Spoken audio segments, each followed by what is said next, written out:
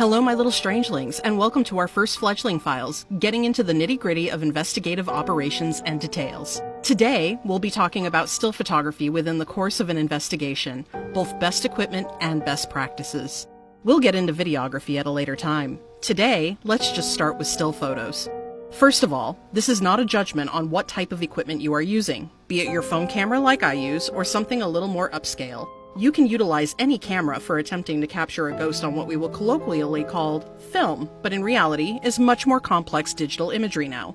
Someday I will get into a deep dive on theories between old school film and new school digital photography as it relates to the paranormal, but I digress. First of all, we need to decide what type of photography equipment you have to work with. While a phone camera is alright, there are some things to be aware of. First of all, the flash is near even with the lens when you are taking photos with a phone camera. And so while operating in dark spaces, you must be aware that certain artifacts, such as a glowy or glowing haze, could be explained by the flash being too close to the lens and, depending on humidity levels, etc., reflection off of water vapor in the air. Something you don't necessarily have to dismiss right offhand with a more professional series still camera with a raised flash set back from the lens, which will protrude further out. However, one thing you have to worry about with a more professional series camera that you don't with your cell phone camera is keeping track of your camera strap. Make sure that thing is wrapped securely around your arm or hanging around your neck at all times during the course of an investigation, lest you capture an old school quote-unquote vortex, which is really just your errant camera strap. Going back to phone cameras, the flash is weak, and so using night mode for your photos may be tempting. However, be aware that while using it isn't wrong per se, it is a delayed aperture closure on the part of the camera. And if you've ever seen long exposure photos where the lights are streaky or the people look like shades, well, you can see the problem now, can't you? If you use this feature, get yourself a tripod on a steady ground to avoid light anomalies that are really just a fine tremor in your hand. Now please don't think I'm judging. I use night mode with my camera to capture photos and stills for my videos for you all the time.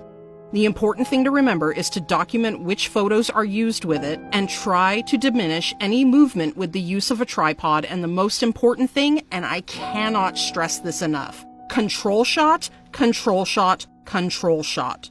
During the day, at night, any place you go that you may or may not think is haunted, hell, even as a tourist, control shots are going to be your biggest ally in discerning if you have captured something paranormal or not. What is a control shot? Well, it's so simple you may find yourself face-palming, but every time you take a photo in a haunted location of any specific scene or object, you never take just one and move on. It's best practice to take 3. Why? Because if you capture nothing in photo 1, something in photo 2, and nothing in photo 3, it's a better than good chance that you captured something paranormal, and now you have comparison shots either before, after, or before and after to prove that it wasn't there just a fraction of a second surrounding the captured image, and that's great. This goes for anything from apparitions to mists to orbs, which, when it comes to orbs, my little strangelings, I fully confess my skepticism. I am a hard sell on them, unless they are bright and a varied color and not in the shots before or after in any capacity. Otherwise, I tend to chalk them up as simply dust or an insect. That's to say, a totally explicable anomaly. But that's just me. All in all, I think we're all out here trying to capture the holy grail of ghost hunting photographs, and that's a full-bodied apparition. And so, to that end, remember best practices, no matter what type of camera you're using, and repeat it with me, control shot, control shot, control shot. If you think I've missed anything or you have added questions, feel free to drop a comment below, or as always, you can email me at soundparanormal@gmail.com. I am always happy to talk, converse, and go over things more in depth. That's it for now, and remember, happy hauntings.